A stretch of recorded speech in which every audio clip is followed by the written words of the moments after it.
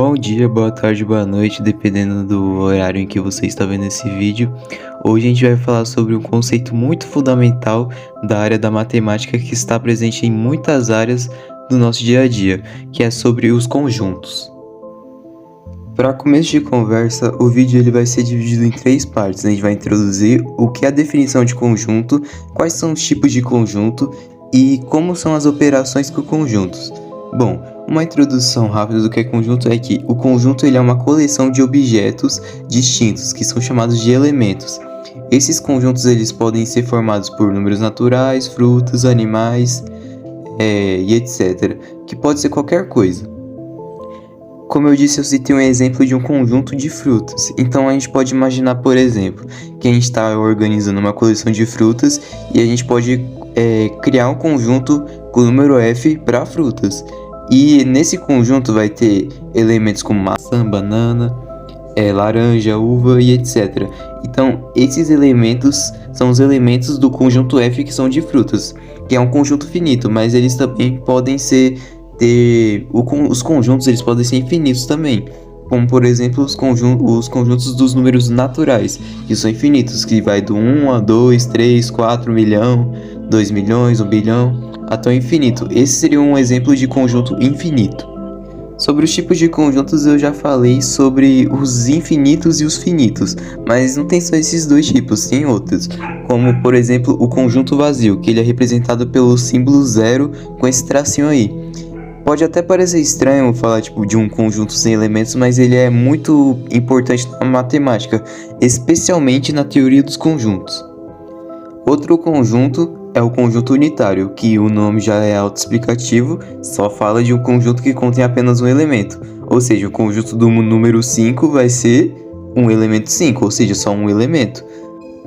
Existem outros tipos de conjuntos que são os conjuntos das partes e o conjunto numérico, só que eles abrangem muitos termos complexos, então eu não vou ficar focando muito neles.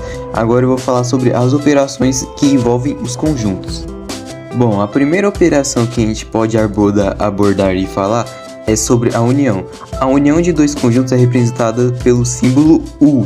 E no que ela consiste? Ela consiste em combinar todos os elementos dos conjuntos dados, sem repetir. Ou seja, é a união que faz os conjuntos formarem os elementos que pertencem pelo menos a um dos conjuntos. O segundo tipo de operação que a gente pode falar é a intersecção. O que é a intersecção? A intersecção de dois conjuntos é representada pelo símbolo U virado de cabeça para baixo. E no que ela consiste? Ela consiste em encontrar os elementos que são comuns nos dois conjuntos, ou seja, tanto no A e tanto no B. Agora, o último tipo de operação de conjuntos é a da diferença. E no que consiste esse conjunto? Essa operação, na verdade, que consiste em encontrar os elementos que pertencem a um conjunto e que não pertencem a outro. Ou seja, é um conjunto que é formado pelos elementos que estão em um conjunto inicial, mas não estão no conjunto no qual estamos comparando.